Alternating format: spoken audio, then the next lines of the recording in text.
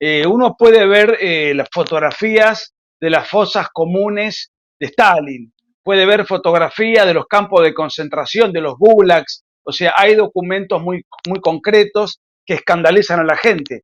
Ahora, vaya a postear usted, padre, en su red social la foto de un niño abortado. Le clausuran la cuenta. O sea, el aborto es un genocidio invisible. Y de hecho, eh, hay una política deliberada de que cuando una mujer va a una clínica a tratar de hacer el aborto, no le muestran ninguna ecografía, no le muestran ninguna imagen, ni los ruidos del corazón latiendo, para que la mujer a ver si se arrepiente, porque advierte que se trata de una persona y no de un forúnculo. O sea, acá se trata de un genocidio invisible en donde lo que se busca es, perdón por la redundancia, invisibilizar el homicidio, el filicidio, y esto no pasaba ni con el nacionalsocialismo ni con el comunismo. De alguna manera se mostraba lo que se hizo para concientizar. El aborto no se puede mostrar.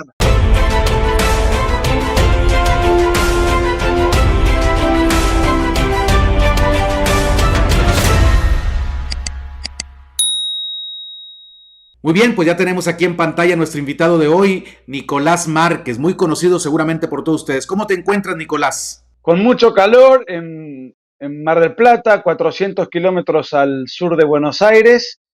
Pero bueno, muy contento por el diálogo. Acá hay un verano agobiante. En breve estaré en México, casi todo abril, recorriendo muchas ciudades. Y estuve en enero en México, de hecho. Así que bueno, muy contento de volver a un país que tan querido y que me trata siempre con tanto cariño. Bueno, Así pues que bueno, trabajando preparando un poco cómo va a ser el año que recién empieza y tratando de organizarme para todas las agendas que se van sumando. Así que bueno, ahí estamos.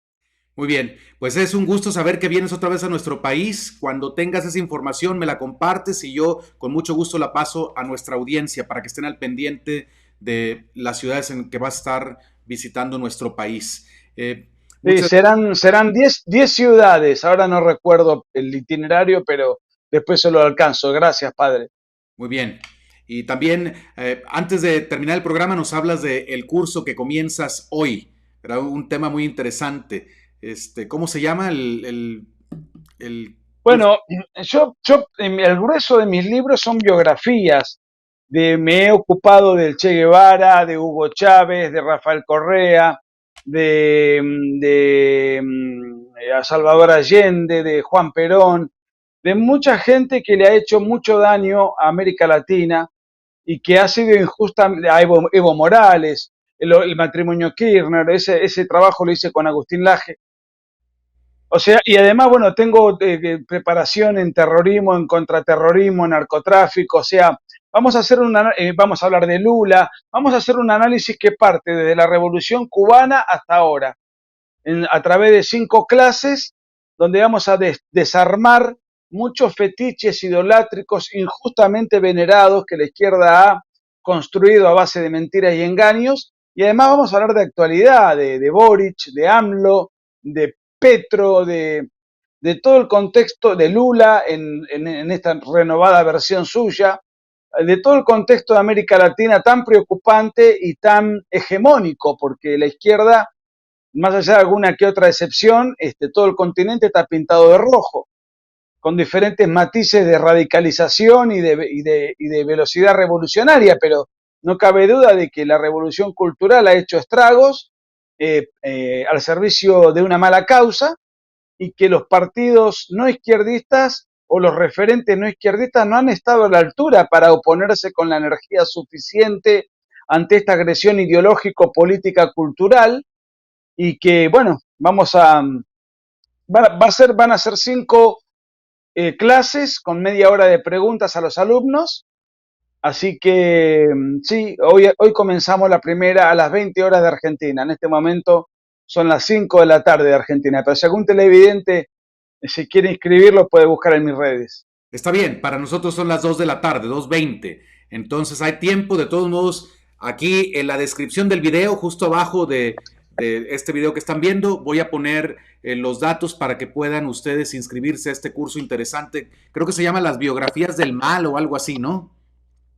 Claro, porque vamos a tocar personajes, vamos a atacar a una ideología, pero fundamentalmente a los personajes que encarnan esa ideología y que la llevan, la han llevado adelante y la siguen llevando adelante a través de las nuevas generaciones, herederos de lo que fue la primera etapa de todo esto, que fue el castrismo, después vino el socialismo del siglo XXI, y ahora esta segunda ola que también nos atosiga, nos agobia, con otras herramientas. Antes era la confiscación de la propiedad, antes era la lucha de clases, ahora es directamente la destrucción de los cimientos fundantes de nuestra civilización, que es occidental y cristiana, a través de una revolución de terciopelo, es decir, indolora, porque en lugar de meter balas, usar terrorismo, usar guerrilla, es una revolución que se presenta como inclusiva, diversa, con los colores del arco iris, pero en rigor de verdad es mucho más peligrosa que las revoluciones que pretendieron efectuar en el siglo anterior, porque las revoluciones violentas repugnan a la mayoría de las personas, el crimen político, el terrorismo, la bomba. Entonces, la adhesión de las masas no comulga con estos grupos que siempre son minoritarios, pero cuando se presentan sonrientes, cambian el símbolo, cambian los colores, cambian el discurso y el modo, la gente lo acepta con beneplácito porque es engañada, porque han mejorado el marketing. Pero siempre está presente el afán de destruir la civilización occidental y cristiana, que es la nuestra, que es la que nos da la vida, la propiedad, la libertad, y la organización de una comunidad política al estilo occidental, que tiene que ver con la libertad individual, pero también con la vida de familia, con el espíritu del trabajo, con toda una serie de valores y principios que están siendo destruidos, aplastados por una revolución que además cuenta con una notable financiación y con el aval de los respectivos estados de cada país. O sea que tienen el aval estatal para apoyar a todas estas infelices comparsas y además para adoctrinar a los niños desde la más tierna infancia conforme a la mentalidad revolucionaria. O sea, estamos en problemas muy graves. Por eso yo le agradezco la charla porque me permite llegar a su público y dentro de mi modesto de mi modesto aporte tratar de concientizar, porque tenemos que concientizar para salir a dar la batalla cultural. Quien no está consciente del peligro que estamos padeciendo no se va a movilizar.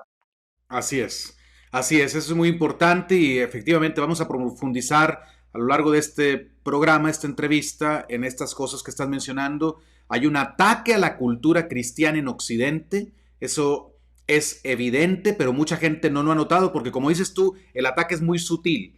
Y además, lamentablemente, creo que en todos nuestros países encontramos políticos que traicionan su propia nación, que la venden prácticamente intereses que no son los del pueblo al que deben de servir.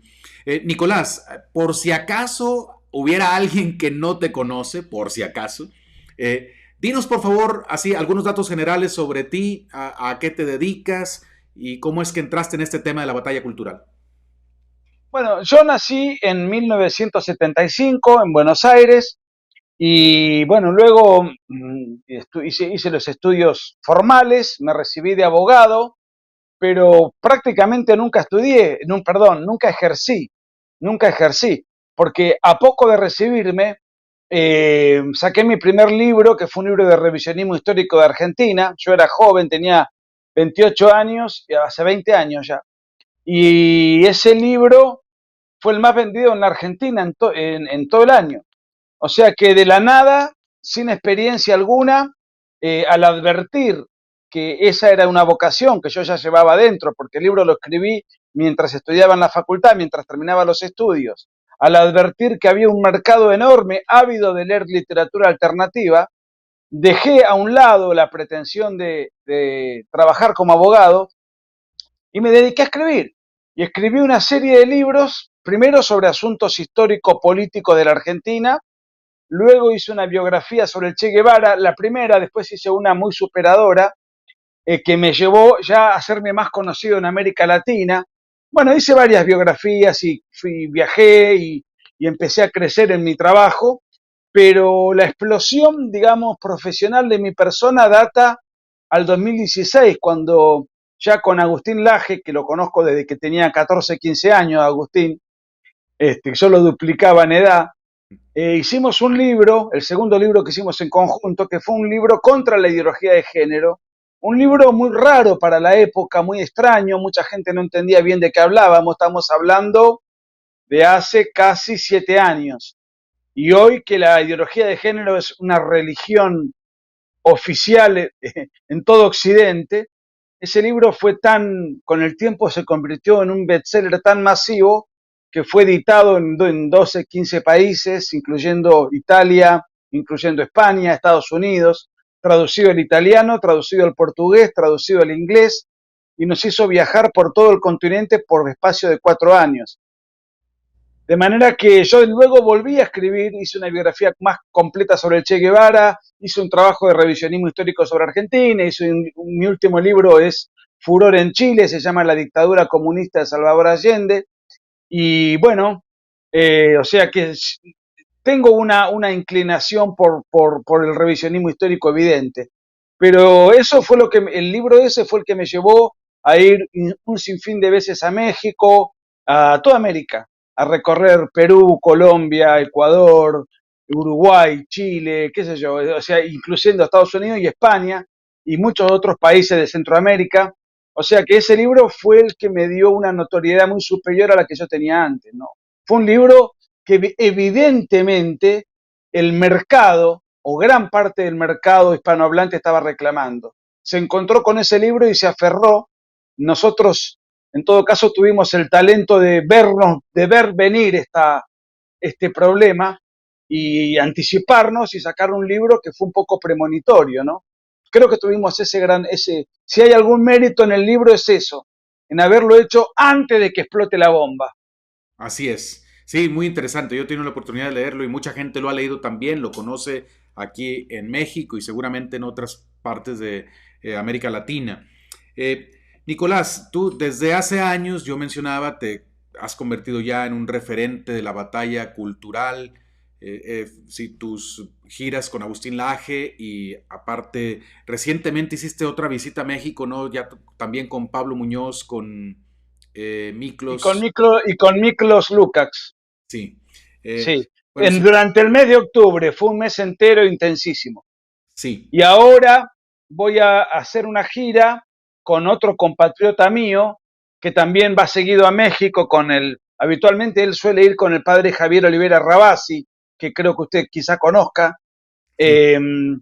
eh, que es Cristian Rodrigo Iturralde, también un historiador hispanista, católico. Así que vamos a hacer la gira entre los dos. Va a ser una experiencia muy linda porque somos amigos personales, nos queremos mucho y nos conocemos desde hace muchos años. Así que trabajar con amigos en esto es más atractivo porque las giras son pesadas, son largas. Hay que viajar todos los días de ciudad en ciudad y hacerlo en compañía de camaradas. Uno está más animado. Así que bueno, con todo entusiasmo. Oh, excelente, pues desde aquí mandamos un saludo a Cristian Rodrigo Iturralde, que también tengo el gusto de conocerlo, estar en contacto con él, ¿Ah? también lo he tenido aquí en el canal.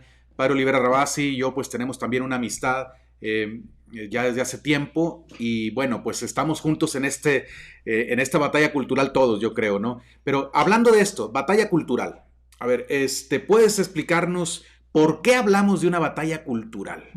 ¿Por qué? Porque ¿Cuáles serían los claro, frentes de esta batalla?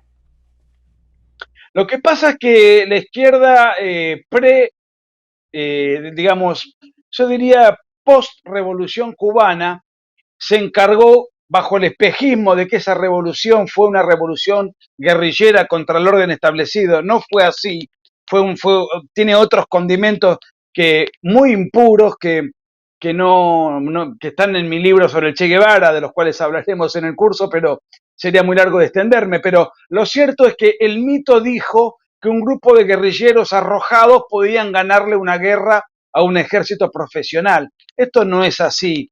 Ninguna organización guerrillera tiene ni los cuadros humanos ni la tecnología para competir con un ejército profesional, salvo en situaciones de excepción como cuando, por ejemplo, hay una tropa de ocupación, es decir, un país que invade a otro país, entonces el guerrillero puede llegar a compensar esa diferencia porque va a contar con el consenso de las masas de su propio país. Un ejemplo fue la guerra de Vietnam, pero son cosas específicas. En cambio, cuando una guerrilla de un propio país quiere ganarse el calor de las masas, y las masas están con sus propias fuerzas del orden, ven a los guerrilleros como violentos, delincuentes, fanáticos, dogmáticos, no los ven como propios.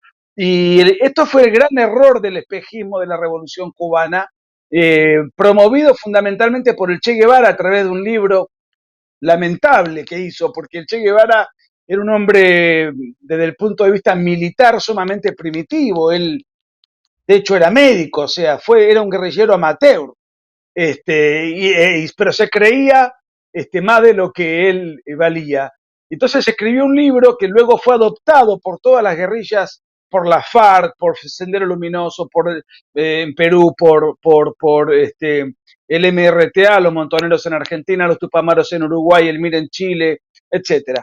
Entonces, creyendo ese espejismo cubano, se lanzaron a la aventura y a la violencia y fueron aplastadas entre los años 70 y 80 y solamente duraron las FARC, pero no porque hayan tenido, porque el guevarismo funcione, sino porque las FARC se convirtieron en un gigantesco cártel de drogas.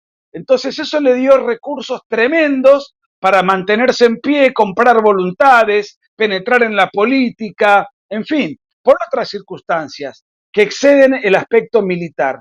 Y aún así tuvieron que hacer un acuerdo de paz. Pero más allá de eso, entonces, ¿qué ocurre? A todo esto se le suma que la izquierda se queda sin argumentos, se cae el muro de Berlín, se cae la Unión Soviética sin que se le dispare un solo tiro. O sea, se confirma que el marxismo era una ideología que no funcionaba, no generaba riqueza, suprimía la libertad y aplastaba toda iniciativa personal para el desarrollo de la persona, del individuo.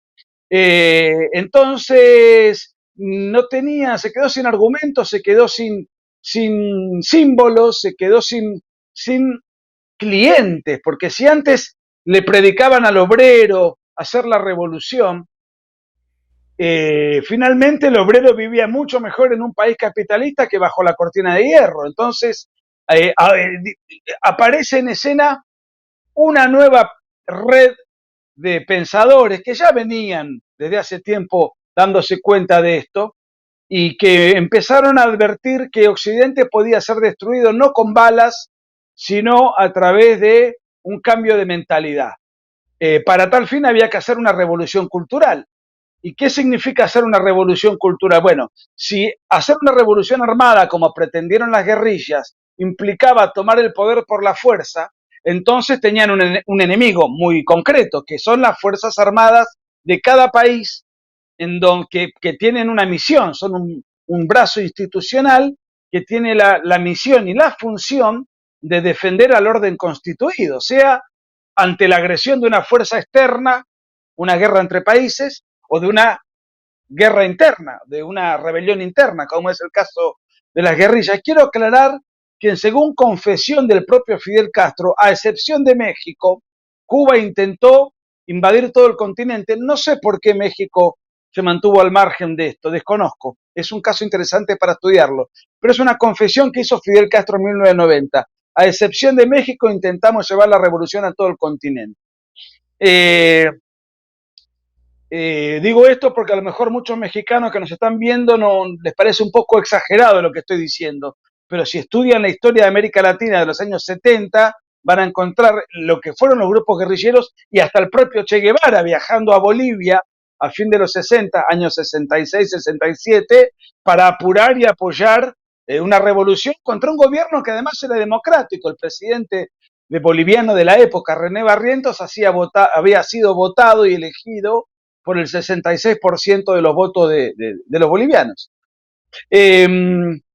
Entonces la izquierda se queda sin la estrategia guevarista, sin un discurso, sin un ejemplo vivo para mostrarle al obrero de de posibilidad de mejorar su calidad de vida, porque de hecho no lo pudieron lograr cuando gobernaron eh, a la fuerza todo lo que implicó la Unión Soviética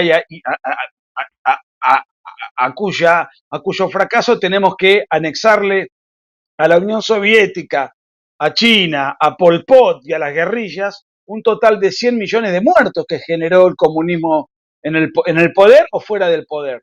Pero fundamentalmente las masacres de Pol Pot, de Mao Zedong y de Stalin, por citar a los tres genocidas más emblemáticos, mucho menos conocidos que otros, que por no ser de izquierda se machaca y se machaca y se machaca. Sin embargo, los que tienen la delantera numérica en cantidad de homicidios son bastante ocultados del discurso político o del debate político. Entonces dijeron, bueno, ¿cómo podemos destruir Occidente? Bueno, la izquierda empieza a buscar nuevas plataformas. Inventa la ideología indigenista con fuerte predicamento hoy en Chile, en Bolivia, en algunos sectores de Ecuador, pero sobre todo, incluso ya apareciendo en Argentina también, eh, empieza a inventar la ideología ambientalista para desalentar la inversión privada, para desacreditar el sistema de mercado, que genera inversión y por consiguiente genera empleo y genera producción y motiva, es un motor que incentiva al mercado. Apareció la ideología de los derechos humanos, que tenía como misión desarmar a las Fuerzas Armadas, someterlas a encarcelamientos paródicos, glorificar a las guerrillas, indemnizarlas, otorgarle cargos públicos, y de hecho hubo mucha gente ligada con la guerrilla que luego llegó a la presidencia. Desde el vicepresidente García Linera, que había estado preso 5 años por guerrillero en Bolivia, que era el vicepresidente de Evo Morales, que es en realidad el autor intelectual de la dictadura de Evo Morales, un hombre de inspiración gramsciana en lo intelectual, tuvo 5 años por participar en la guerrilla. El presidente Petro en Colombia viene del M-19, el presidente Tupamaro, José Mujica, Dilma Rousseff, que participó de la guerrilla en Brasil, y Lula no expresamente de la guerrilla, pero sí viene del trotskismo, que es es una estructura de militancia insurgente bastante violenta, sin alcanzar grado de terrorismo, pero digamos, eh, con una visión muy radical. Ahora, y podemos nombrar otros, el kirchnerismo también hizo uso de las guerrillas, bueno, se reconvirtieron, aparece luego el Foro de San Pablo, logran muchos cometidos, logran recuperar gran parte del poder, pero esta nueva etapa, ya con el Grupo de Puebla, impulsa no solamente las caretas que acabo de mencionar, sino la más peligrosa, la más importante, la más omnipresente, es precisamente la ideología de género, a la cual le hemos dedicado con Agustín un libro completo, que es el que hoy mencioné, de 300 páginas, y no solo yo, también el aporte de otros autores muy amigos y muy queridos, como Pablo Muñoz y Turrieta, que también ha escrito sobre el tema. Es decir, la ideología de género es una ideología que también forma parte de la careta de la izquierda, yo diría la principal y la más anticristiana, apunta al corazón de la cristiandad porque apunta al corazón de la tradición, y nuestra tradición es cristiana. Entonces, ¿de qué se vale? De dos fuerzas de choque. El lobby LGBT, por un lado, y el feminismo. El feminismo que lo que busca es satanizar al hombre, busca desalentar a la mujer a llevar adelante una vida de familia, porque ven al hombre no como el complemento y el compañero natural, sino como un enemigo opresor, como alguien violento, naturalmente desaconsejable para la mujer.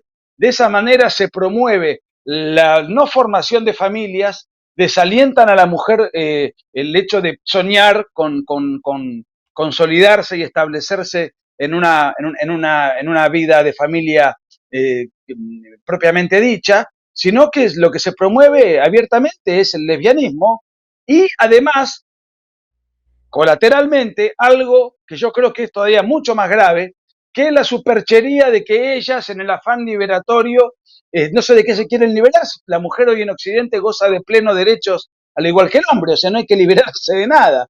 De hecho, hoy una mujer puede ser presidente, lo son, puede ser millonaria, puede ser catedrática, puede ser, o sea, nadie le va a impedir desarrollar su proyecto de vida. Entonces, no sé de qué se quieren liberar, de una fantasía que ellos llaman patriarcado, que es un supuesto sistema de dominación.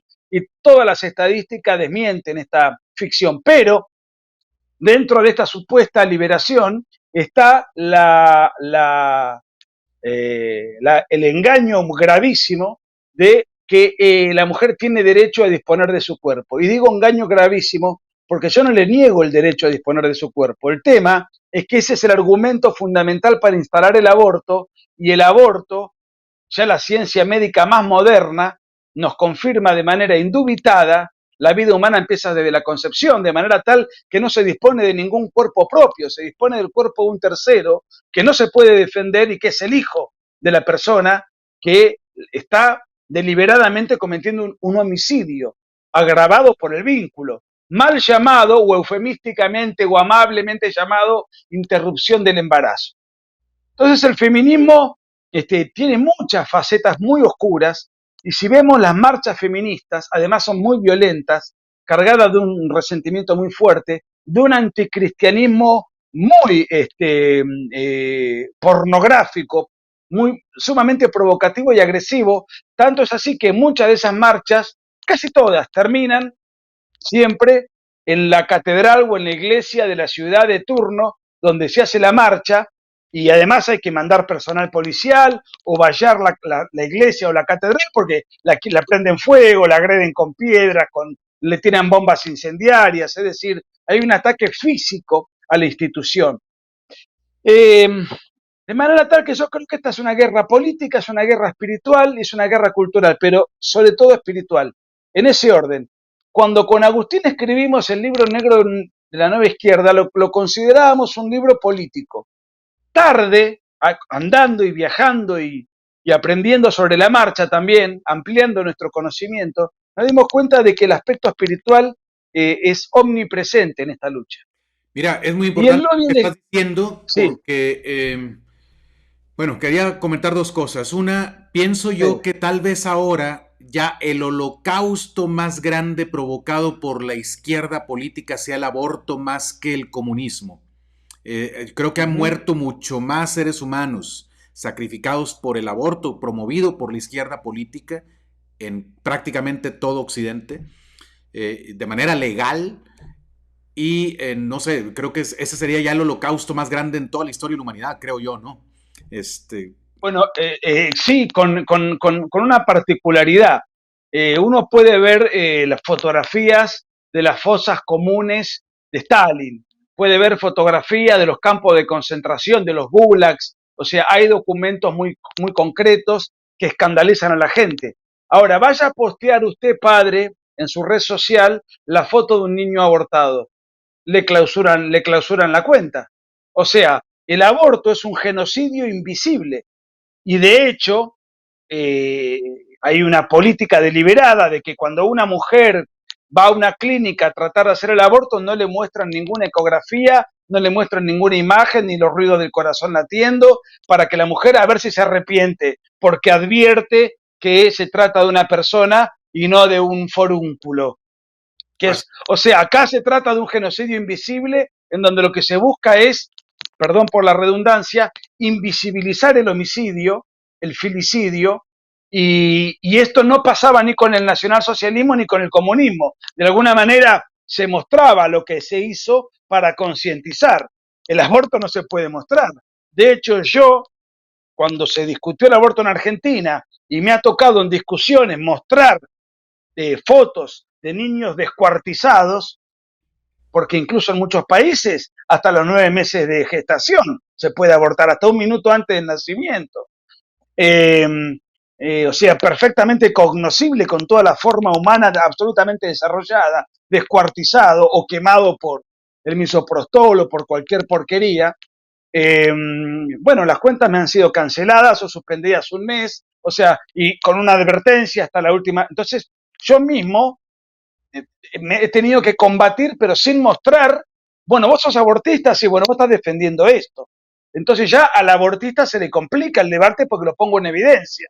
Pero como no puedo mostrar eso, ya tengo que buscar argumentos verbales que podrán ser muy lógicos, muy científicos, pero no son tan impactantes como la foto misma, ¿no? Exactamente. Este, Y es un genocidio invisible.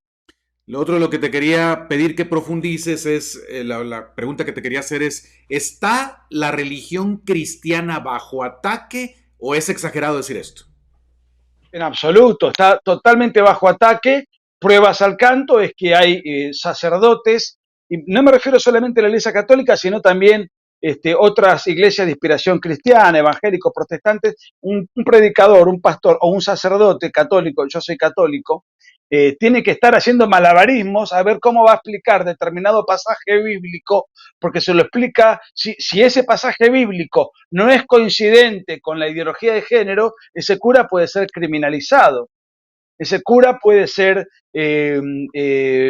masivamente repudiado, marginado, eh, digamos, destratado o sancionado por la justicia propiamente dicha, por citar pasajes bíblicos.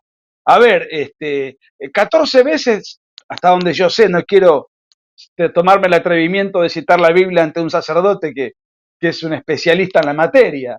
Eh, pero 14 veces la Biblia dice que la homosexualidad es abominación.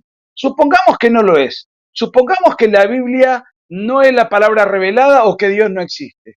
Yo sí creo que así es y que Dios sí existe. Pero supongamos que otra persona no lo cree. Bueno, no lea la Biblia, no le hagas caso al cura, no vayas a misa, nadie te obliga. Pero ¿cómo vas por predicar la fe, por predicar un libro con la característica, con la connotación, el libro base de la cristiandad y de la Iglesia Católica, el cura tiene que estar diciendo, bueno, esto lo pongo, esto no lo pongo, porque son pretexto de que si no, me van a venir a mí los lobbies, me van a caer en plañidero y me van a tratar de denostar humanamente, políticamente y eventualmente judicialmente. No, no hay ninguna duda. Y además las políticas deliberadas que se bajan desde la ONU y que se bajan porque esto no surge de la nada, hay una orquestación. Estas políticas son abiertamente anticristianas. En Europa hay ciudades y hay legislación que está sacando los crucifijos de los lugares públicos. Uno no puede andar con un crucifijo para no ofender al que no es católico. Vamos, eso es una tontería. Si yo veo a alguien con algún símbolo musulmán, a mí no me ofende, que haga lo que quiera. Es decir, ¿desde cuándo manifestarse de una manera religiosa, pacífica y absolutamente sin pretender imponerle nada a nadie es un crimen que ofende al otro? Eso es una articulación ideológica para ir constantemente ejerciendo opresión sobre la cristiandad. La cristiandad está bajo ataque. Las políticas públicas que hoy se aplican son todas anticristianas. Las políticas de género, las políticas de aborto, las políticas del feminismo radical, ¿qué? Las políticas de persecución sistemática a todo aquel que se opone a esta agresión anticristiana manifiesta, porque hay un problema. No solamente tenemos que soportar la agresión, sino que nos impiden defendernos. Entonces, o sea, porque tenemos que estar haciendo un poco, viendo de qué manera nos impiden mostrar la foto de un aborto. ¿Desde cuándo? ¿Por qué? ¿Por qué sí? ¿Y por qué podemos mostrar la foto de un muerto que murió en un accidente de tránsito y no de un aborto? Bueno, es porque hay una deliberada orientación ideológica que busca imponer una agenda y se está imponiendo, lamentablemente. Oye, además han tomado una bandera que no es suya porque pareciera que es la izquierda la que ha venido a traer libertad a Occidente, como si Occidente nunca tuvo libertad antes, como si no fuera un concepto importante en la cultura cristiana la libertad. Si dice la escritura, para la libertad nos ha liberado Cristo. La libertad es un concepto que está, creo yo, en el corazón de la revelación cristiana, y ahora resulta que estos toman esa bandera y nos dicen que todo antes fue esclavitud y ellos son los que quieren claro, matarnos. pero es que precisamente ellos son una amenaza contra la libertad. Y es al revés. Si uno mira el mapa de Occidente, ve que todos los países de inspiración cristiana son aquellos países en donde prevalece la libertad, a pesar de las limitaciones actuales. No prevalece ni en África, ni en China, ni en Medio Oriente. No, es en el occidente occidental y cristiano, en donde existe la mayor autonomía de la libertad en todo orden, de la libertad religiosa, de la libertad civil, de la libertad política, de la libertad en el plano de la intimidad, de la libertad de la mujer. Sin embargo, todas estas tendencias hacen creer que nosotros no vivimos en libertad y ellos nos vienen a proponer ampliación de derechos que en rigor de verdad cada propuesta encierra una cancelación de derechos. Lo que pasa es que son muy hábiles discursivamente y además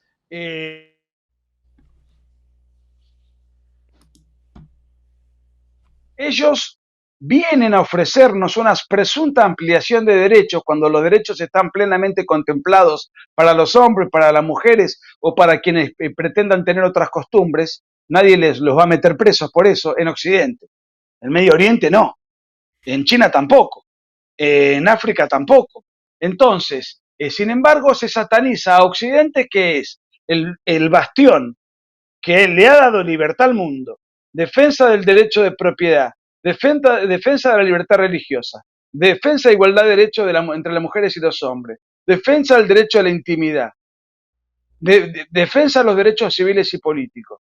Eso pasa en Occidente nada más. Y vienen ahora estos energúmenos con la novedad de que nos van a catequizar porque estamos viviendo en el oscurantismo. Sin embargo, las políticas que se están aplicando hoy son abiertamente anticristianas, por eso van contra la familia, contra la natalidad, engañan y mienten sobre el pasado, porque es una lucha contra la tradición también. Entonces hay que mentir sobre el pasado, porque reventar la tradición es uno de los objetivos de la revolución. Porque, ¿qué ocurre? Antes la lucha, como dije, era entre guerrilla versus fuerzas armadas de un país. Ahora es revolución cultural versus tradición cultural. ¿Y cuáles son las instituciones que por antonomasia son representativas de esa tradición? Las instituciones que atesoran, difunden, defienden esa tradición y la transmiten. La familia y las instituciones religiosas. Por eso van por ellas dos. Porque inclusive una familia no cristiana transmite valores cristianos. Así Le es. transmite al niño que mentir está mal, que robar está mal, que codiciar bienes ajenos está mal, que matar está mal, que hay que honrar al padre y a la madre, que no hay que, etcétera. Entonces, aún familias no creyentes transmiten valores cristianos y como la lucha es contra la cristiandad y es cultural, todos estamos creyentes o no creyentes, todos estamos atravesados por los valores cristianos. Bueno, eso es lo que la revolución quiere destrozar. Y ya has mencionado algo al respecto de lo que te quiero preguntar, pero podrías decirlo así en un modo más, digamos, sintético. ¿Cuáles son las principales estrategias que usan estos terroristas culturales para demoler el cristianismo?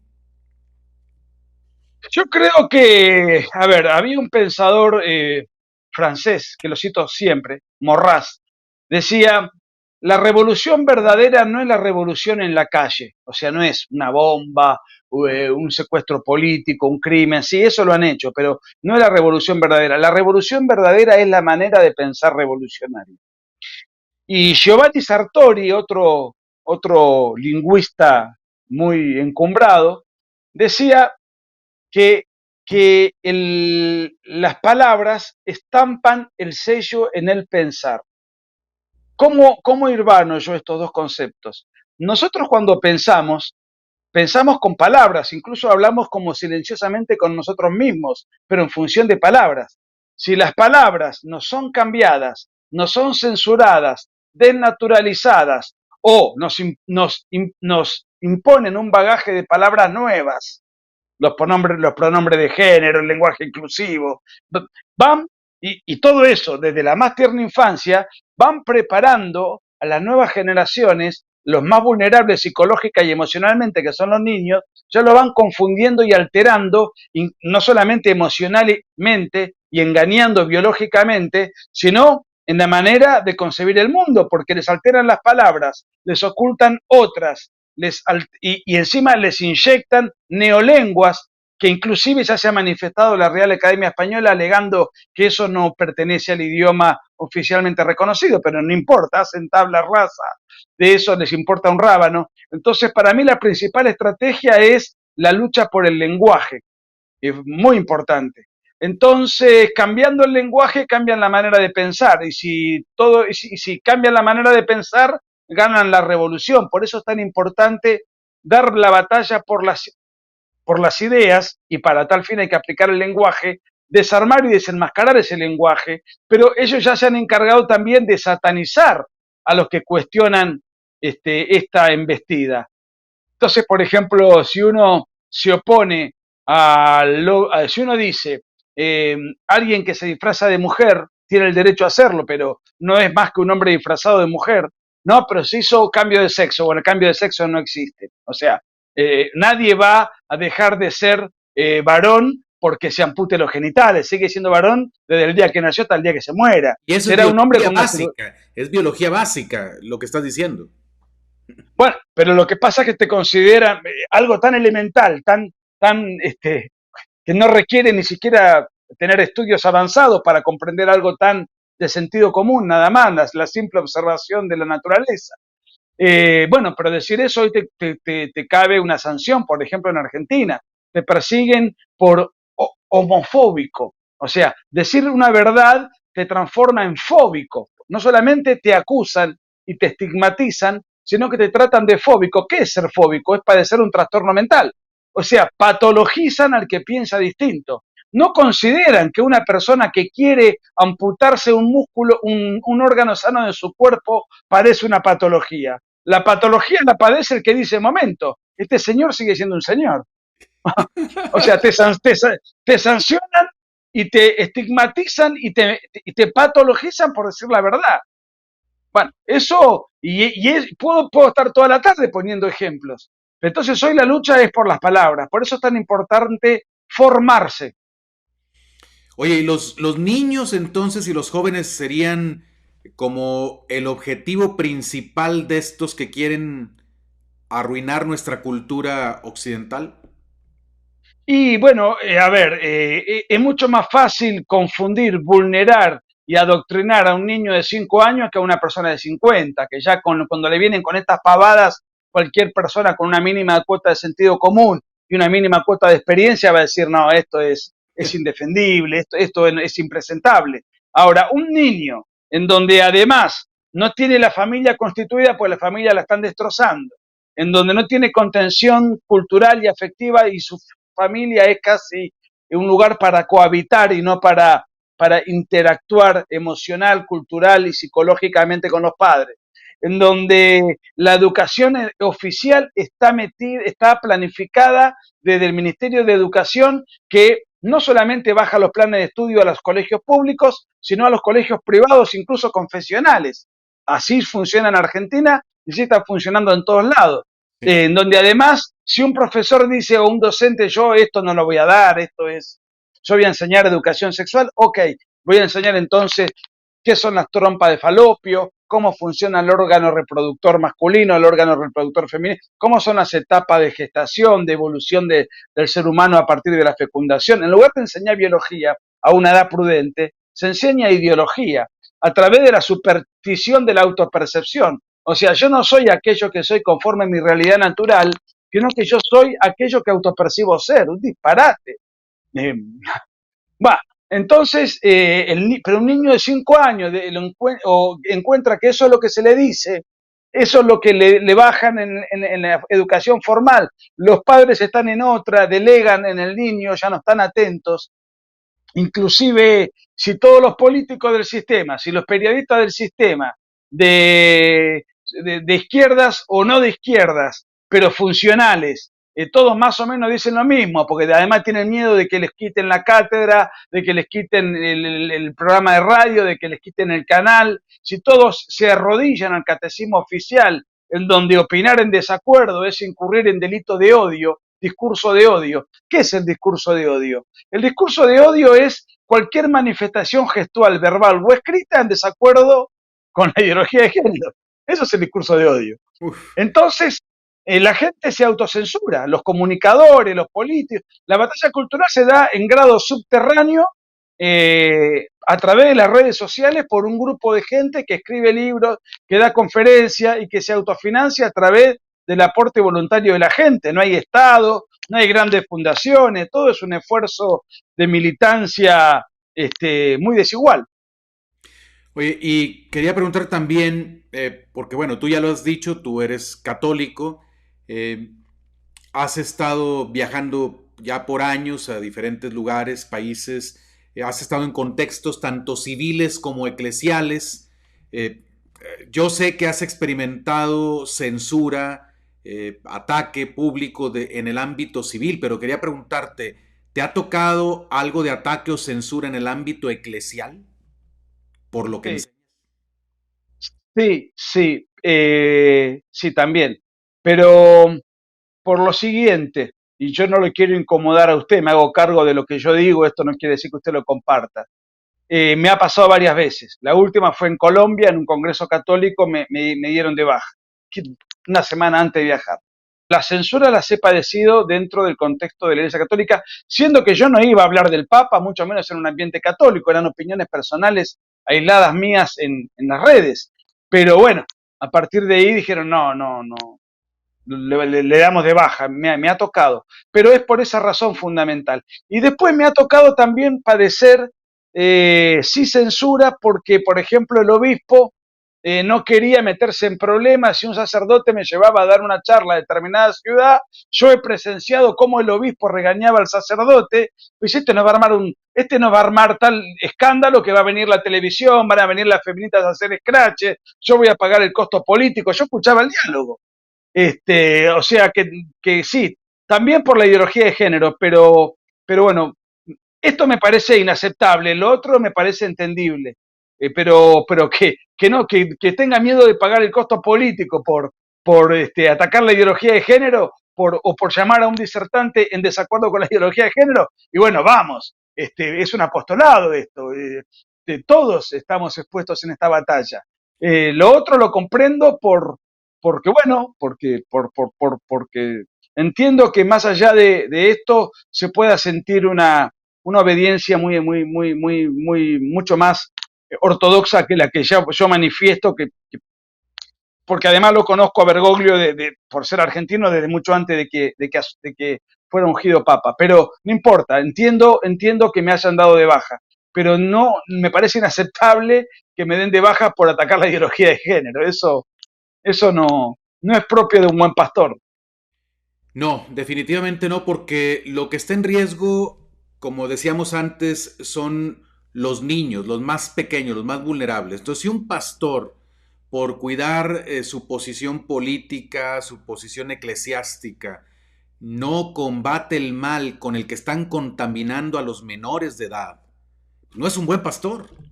No es un buen pastor. Estamos llamados a dar la vida por Cristo. Entonces, ahí sí yo tampoco le encuentro justificación y lamentablemente está habiendo una cierta cultura de la cancelación. Recientemente estuve yo invitado en el programa de la sacristía de la Vendée de unos sacerdotes españoles que están haciendo un muy buen trabajo en YouTube y estábamos hablando de eso, de cómo lamentablemente en la iglesia ya estamos viendo este tipo de estrategias que lo vemos en la izquierda política. O sea, se te etiqueta de que tú eres, no sé, tradicionalista, eres antipapa, eres esto, y se te pone una etiqueta y ya nadie te debe escuchar. O bien estamos viendo también situaciones de cancelación más agresivas todavía. Por eso quería preguntarte si te ha sucedido eso a ti también. Lamentablemente, pues Sí, pero ¿sabe qué ocurre, padre? No hace falta ser católico para estar en contra de la ideología de género. Una persona de bien, aunque no tenga fe, y que advierta que si la vida humana empieza a partir de la concepción, no es muy difícil llegar a la conclusión de que el aborto es un homicidio prenatal.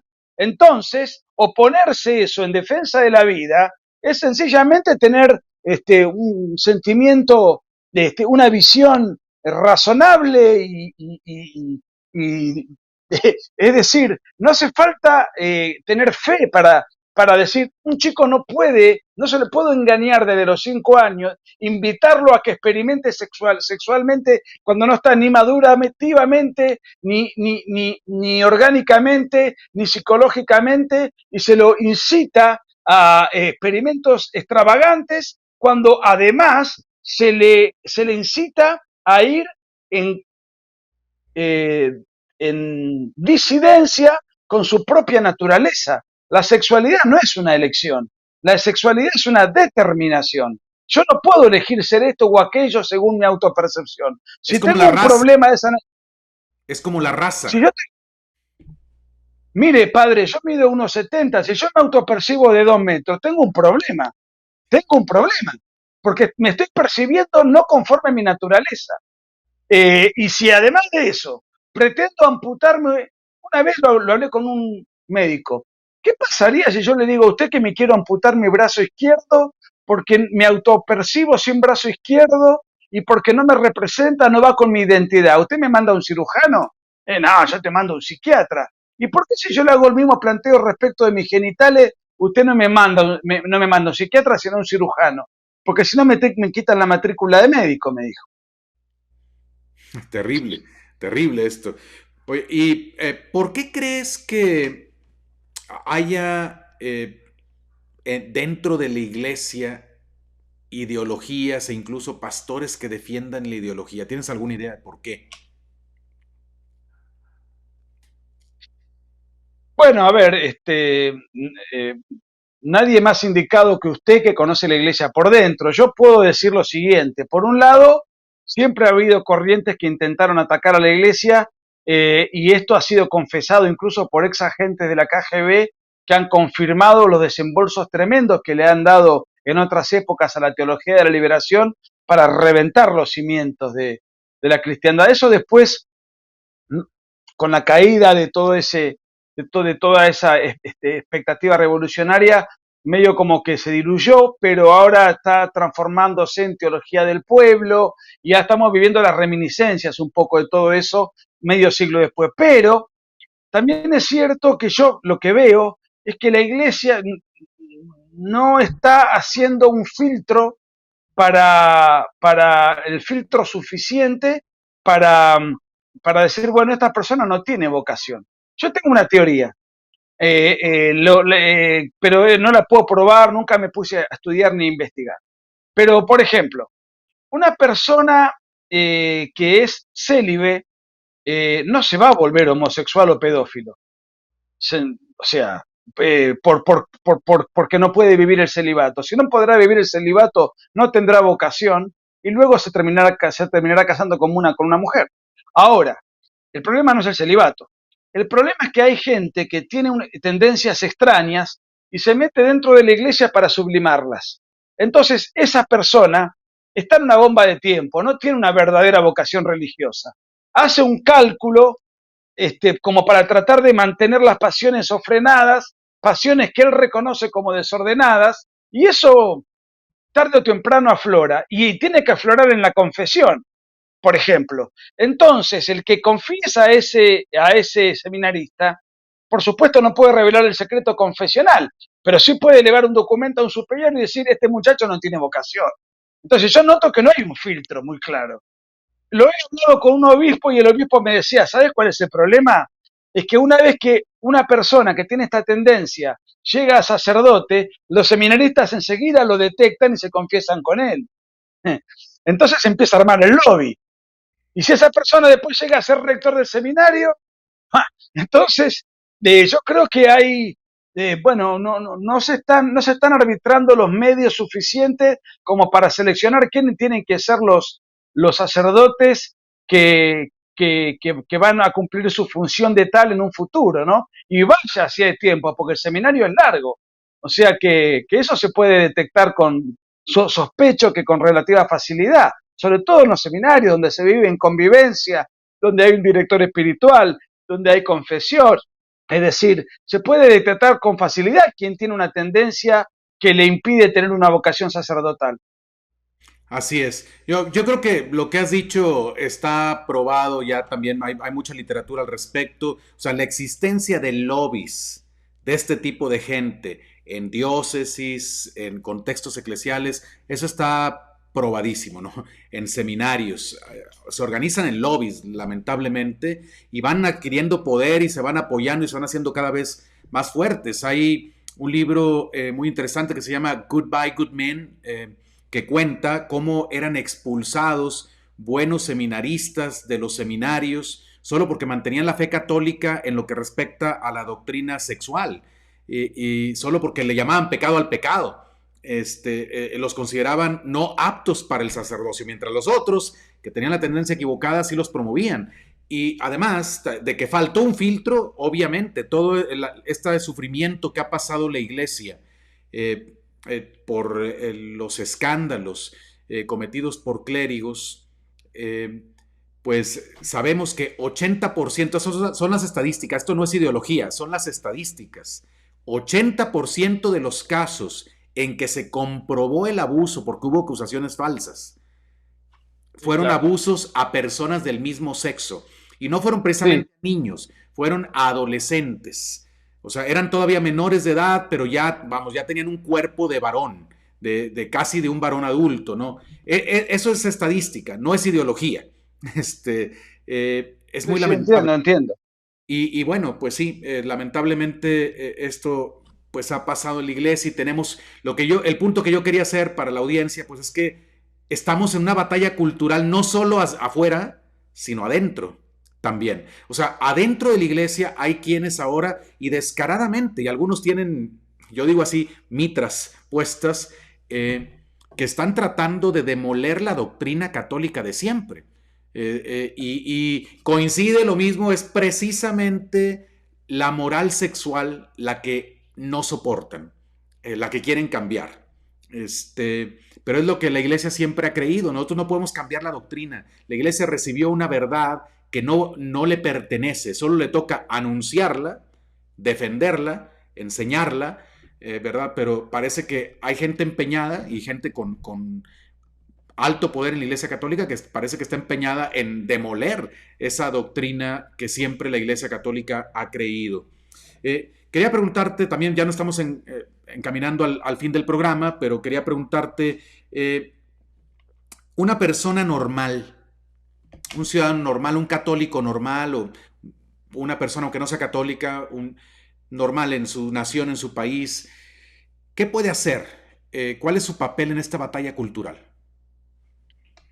Primero, yo creo que tiene que informarse acerca de lo que está aconteciendo. Luego, formarse, porque toda esa información así dispersa hay que saber procesarla para poder interpretarla y ser consciente del peligro al que estamos siendo expuestos. Y después hay que actuar en la sociedad civil. Y la batalla cultural no es la única batalla que hay que dar. Hay que dar una batalla cultural y paralelamente una batalla política, porque nosotros podemos ganar debate, dar conferencias, escribir libros, usted como sacerdote podrá predicar en sus respectivas homilías, pero si después la gente va y vota por expresiones político-ideológicas contrarias a estos principios, o por partidos desprovistos de convicción, que no dicen nada al respecto, porque después votan estas leyes, bueno, entonces hay que armar un partido político que defienda estos valores o en su defecto meterse en los partidos políticos, infiltrarse, ganar lugares de posición, porque el lugar que no ocupa uno lo ocupa el otro, es una regla de la física.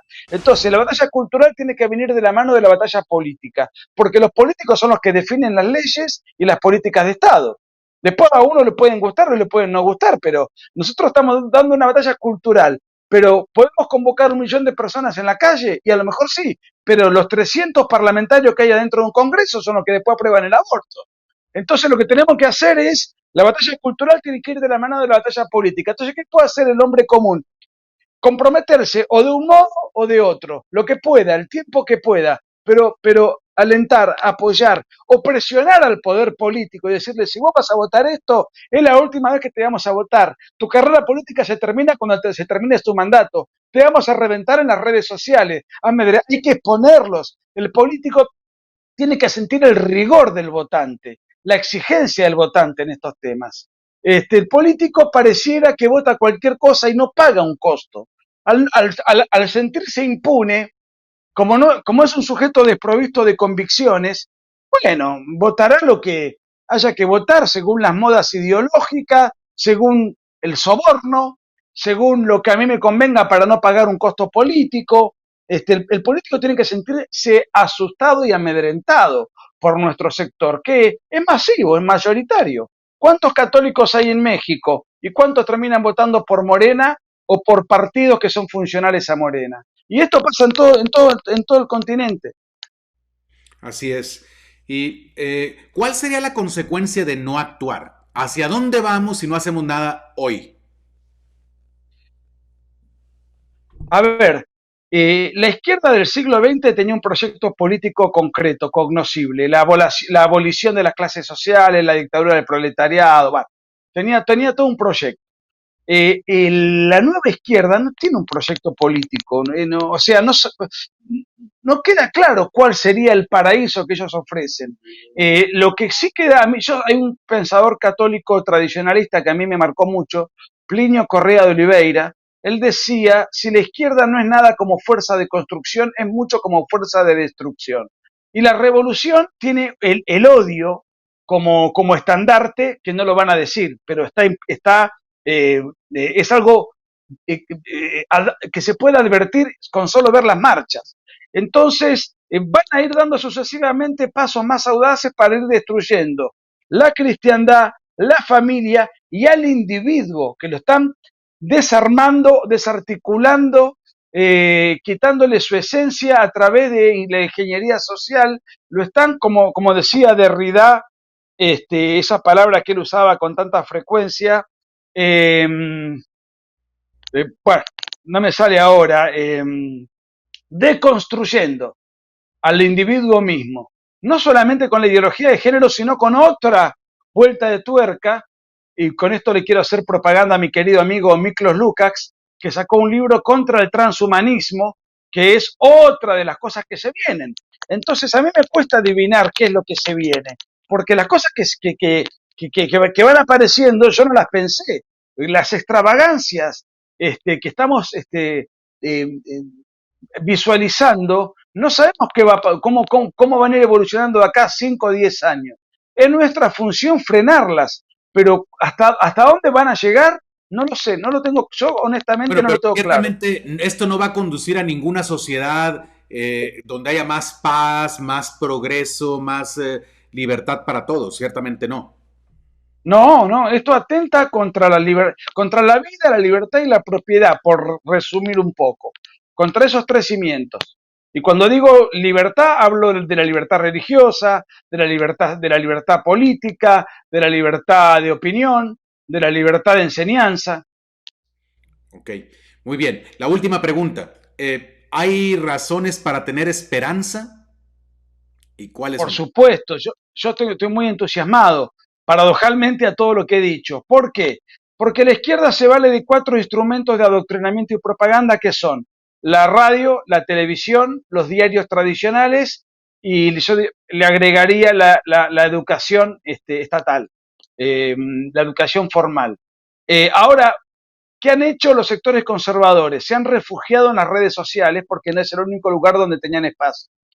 Ahora, los sectores conservadores manejan mucho mejor que los sectores progresistas las redes, tienen infinidad de influencers que van creciendo, saben hacer memes, saben editar videos, tienen canales con millones de seguidores, venden mucho más libros porque están avanzando, digamos, porque a partir de estas plataformas llegan a muchos seguidores. ¿Y quiénes manejan entonces, por una cuestión de necesidad, nos hemos refugiado en las redes sociales, pero y además las estadísticas nos dicen que cada vez la gente mira menos radio, escucha menos radio, mira menos televisión, lee menos diarios, de hecho los diarios de papel están desapareciendo y aparecen diarios alternativos que son muy fáciles de hacer. Eh, entonces yo noto que el gran problema que tiene el progresismo es que tiene un enemigo, que somos nosotros, que se ha refugiado en un lugar que progresivamente ha ido ganando espacios. El otro día leía un informe estadístico en el que decía que la gente mira redes sociales promedio 5 horas por día. ¿Qué hacían esas 5 horas antes? Miraban televisión. Entonces, y además otra buena noticia, ¿quién es el grueso de la población que pulula en las redes sociales? La población juvenil. Entonces, yo veo que de acá a 5 o 10 años, esos jóvenes van a ser profesionales, dirigentes, empresarios, sacerdotes, referentes sociales, y están mucho más empapados de ideas conservadoras que progresistas, porque estas ideas últimas son las que mayormente han formado parte del establishment comunicacional tradicional, que va perdiendo terreno con las redes sociales. A pesar de que también tenemos nuestros problemas, porque como le decía hoy, uno postea algo o saca un video un poco incómodo y te lo pueden censurar, te lo pueden desmonetizar o te pueden cancelar. Estas cosas pasan, pero de todas maneras no lo pueden manejar, es demasiado complicado. Están tratando de condicionarlo, pero no lo están logrando. Entonces yo tengo sí esperanza por una cuestión generacional y por el avance de las redes a expensas del retroceso de los medios tradicionales. Yo creo que en un plazo de tiempo no muy lejano vamos a estar en igualdad de condiciones o en superioridad de condiciones. Muy bien, excelente. Pues sí, sí hay motivos para tener esperanza y sobre todo si nos ponemos a actuar ya, haciendo cada quien lo que nos toca, podemos confiar en que vamos a tener un mejor futuro, pues sobre todo para los niños pequeños, ¿no? Los que ya hicimos nuestra vida, mal o bien tomamos nuestras decisiones, pero tenemos que luchar por los que vienen después de nosotros, ¿no? Que ahorita están más vulnerables, hay que asegurarles el mejor futuro que se pueda. Agradezco muchísimo, de verdad, este tiempo que me has dado. Solo quiero decirte, ¿dónde puede la gente seguirte a ti? Y si quieren saber más de tus libros, etcétera, ¿dónde te pueden seguir? Bueno, mis libros están editados en diversos países, en algunos diversos países, y no tienen más que seguirme en las redes sociales, en Instagram, Facebook, Twitter, tengo mi canal de YouTube, o sea, ponen Nicolás Márquez en cualquiera de esas plataformas, enseguida me van a encontrar. Ahí van a saber de mis actividades, de mis libros además están todos en Amazon, o sea, se pueden conseguir también, por lo menos en versión digital, donde no llega el papel. O sea que es muy fácil buscarme en cualquier red social, que ahí me van a encontrar. Y si quieren saber dónde se venden mis libros en cada país, no tienen más que escribirme, y yo les indico dónde lo pueden adquirir. Pues muchas gracias por el trabajo que estás haciendo, Nicolás. Mira, aquí he tenido la oportunidad de invitar a Miklos, a Horacio Justo, que anda por ahorita, anda por acá en México En México. días, a Cristian, estás tú, Pablo Muñoz va a estar próximamente también en este programa. Y yo le digo a la gente, a la audiencia, miren, hay que darle gracias a Dios de que hay gente que se dedica a estudiar, a analizar, a pensar y a presentarnos las cosas ya en una manera más digerible. Es un trabajo muy pesado, ese trabajo académico, luego para exponerlo al público, pero nada sirve que Nicolás y otros estén haciendo su trabajo académico si nosotros no los apoyamos, no compramos sus libros, no nos informamos, no escuchamos sus conferencias. Entonces, hay que apoyar a esta gente que está gastando su vida haciendo este servicio tan grande a todos nosotros. Entonces, gracias, Nicolás, por todo lo que haces en esta batalla cultural. Gracias por defender nuestra cultura occidental. Gracias a usted, padre, por el espacio. Dios lo bendiga, y un saludo a toda la gente que lo sigue a usted, y que por añadidura me permitió ofrecerle mi mensaje. Gracias por esa generosidad. Si te gustan mis videos, si te gustan mis libros, si te gustan mis conferencias, yo ahora voy a estar abocado en este canal de YouTube a dar una serie de videos todas las semanas durante todo el tiempo. Ello requiere de tiempo, de preparación, además de todas las actividades intelectuales que uno lleva adelante. Si estás de acuerdo con lo que hago, si te sentís identificado y representado, ten en cuenta que estamos dando una batalla cultural contra toda la progresía, contra la agenda globalista. Y muy desigual. Nosotros no disponemos de fondos y ellos disponen de fondos ilimitados. Entonces te invito a que, si estás de acuerdo y podés, dame una mano. Tenés Patreon para colaborar con lo que puedas y de esta manera poder facilitar que todo este trabajo y todo este esfuerzo siga siendo posible. ¿Dónde está? ¿Cómo haces para poder colaborar? Bueno, en la descripción del video ahí está el link de Patreon. Con lo que puedas. Todo suma y todo sirve para que este trabajo que vengo realizando dé sus frutos. Un abrazo.